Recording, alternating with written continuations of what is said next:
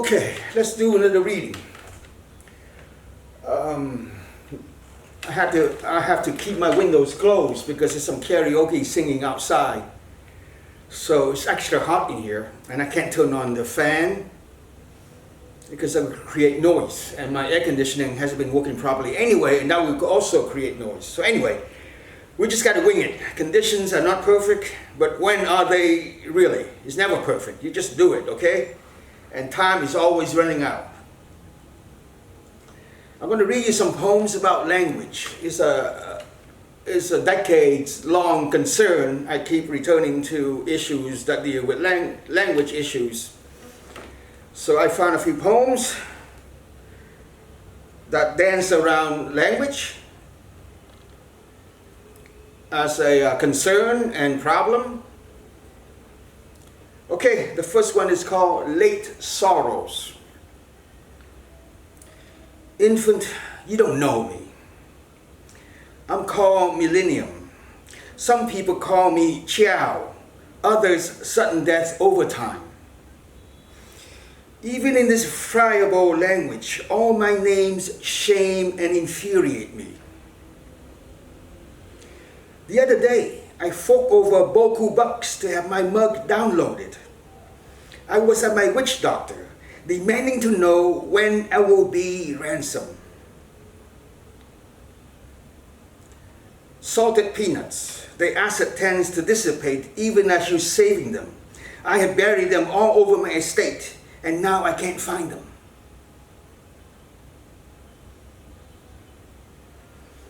If the tailgates are diced into triangles after cooked so that I can still see them, then I will not eat them.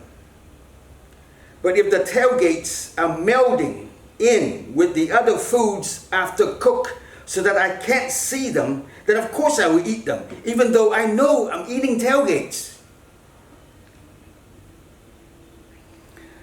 I must admit I am an admirer of Goethe, the author of Faust. Late at night, I enjoy strumming along in the company of my steel guitar.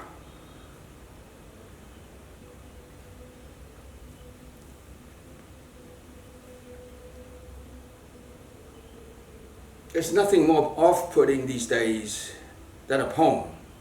I know that. So if you're still here, then you are, I don't know, mentally ill maybe. So yeah, I will keep going. Maybe there's nobody on the other side. That's fine too. Okay, the next one is called Blue. In some languages, the word blue doesn't exist. In others, the word green. In my native language, the word color doesn't exist. A man was giving everything in life but the color blue. All would have gone well had he not been told of his deprivation. Thereafter, he vowed to destroy everything in his path: home, country, confidantes, God, all the other colors.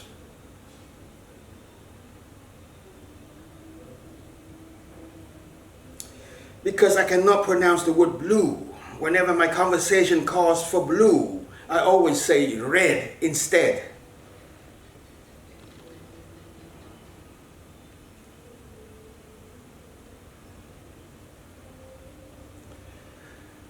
Language and meat. Language comes from meat. Without meat, there's no language. It's obvious. Meaty words shaped and rolled by a meaty tongue, such as tender, juicy, or sliced, for example, would be meaningless without the muscles, tendons, and fat that wrap around bones. Words such as dead, lovely, haggard, touch, desire, or satisfaction. Further, everyday language is overstuffed with meat. Don't you slander my meat. A piece of meat, she turned down such prime meat.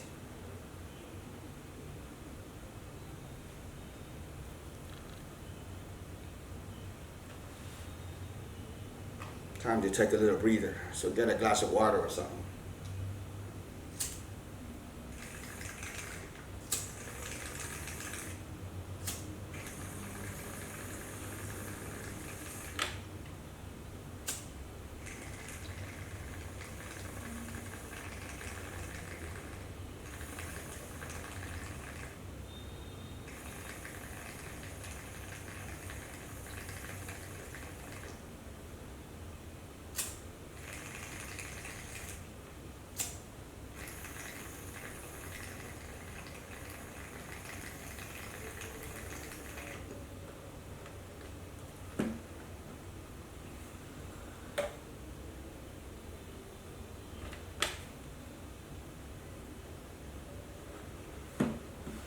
It's a cheap Vietnamese lighter. It costs not even 20 cents. They work okay. The death of English. It stung me to sang of such thang. This language, like all others, will be deep fried, will die and be reborn as another tongue, sloshed in too many mouths. What of? That kiff joint has conked me on a dime. Them cedars, like quills, writhing the ground. It's all Japlish or Ebonics, or perhaps Harold Bloom's boneless hand fondling a feminist thigh.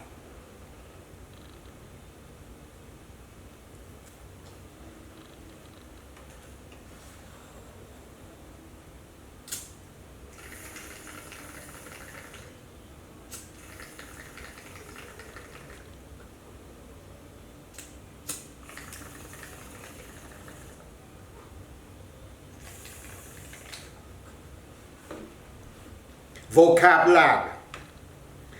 This word means yes, however, maybe or no, depending on the situation. This word means desire, love, friendship, rape, or a sudden urge to engage someone in a philosophical conversation. This word is unlearnable, its meaning hermetic to all outsiders. It can neither be pronounced nor memorized. This word is protean and can be spelled an infinite number of ways. Its meaning, however, is exact. This word is also protean and may be used in place of any other word without loss of meaning. This word can only be hinted at, implied, and thus appears in no books, not even in a dictionary.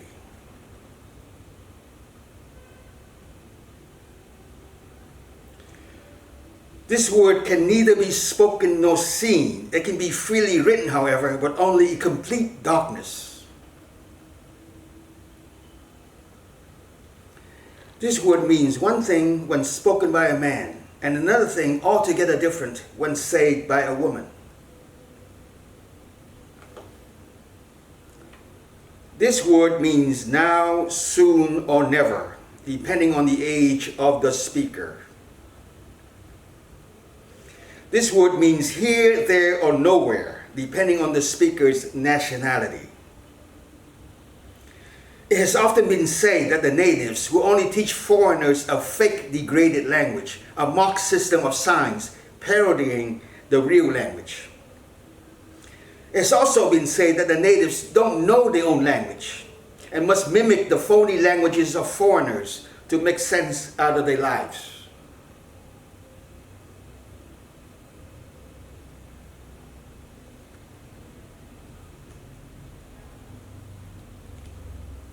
Okay.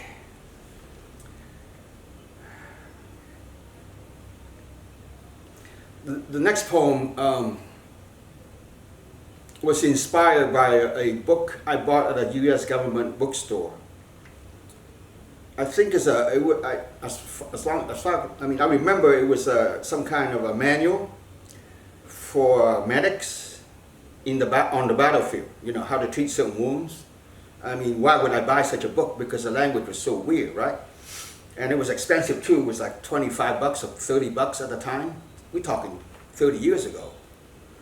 30 bucks for me back then was a big deal, but I bought it anyway because it was so inspiring in parts. So this poem is called The Most Beautiful Word. I think vesicle is the most beautiful word in the English language. He was lying face down, his shirt burnt off, back steaming. I myself was bleeding. There was a harvest of vesicles on his back, his body wept. Yaw may be the ugliest. Don't say the bullet yaw inside the body. Say the bullet dance inside the body. Say the bullet tumble forward and upward. Light slanted down, all the lesser muscles in my face twitch. I flip my man over gently, like an impatient lover, careful not to fracture his C-spine. Dominoes clank under crusty skin. Clack, clack, a collapsed face stared up. There was a pink spray in the air, then a brief rainbow.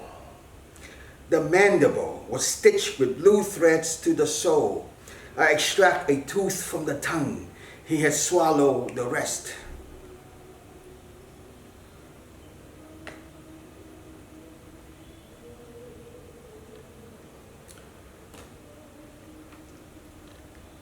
Maybe 6 months ago, I published 3 books in Vietnamese. They have generated almost no reaction. So Vietnamese readers are as indifferent to me as American readers, which is fine. I mean, you write because you have to.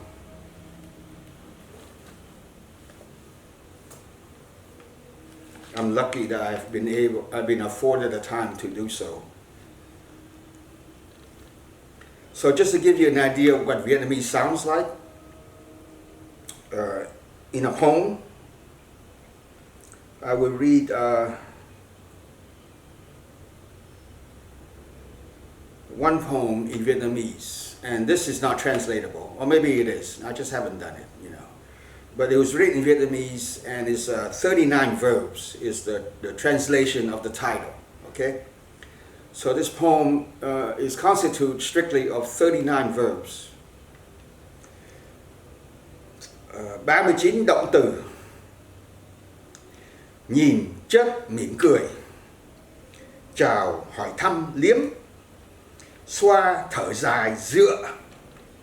Chu, vuốt, đặt lưỡi. Nuốt, phỉnh rung. Thêu, vỗ, quyết định. Bác, phì cười, phỏng. Nấc, trù, tĩnh, chạm. Nhủ, khen, chớp chớp. Nổ, trích, giải thích. Ra vẻ quan tâm, liếc, gãi. Khều, địch, đằng hắng. Ngáp, cạ, cạ, thở dài. Okay, that's enough for today's torture session. As you can see, you in my beautiful kitchen. After this session, I will cook up some spaghetti and call it a night. Okay, goodbye.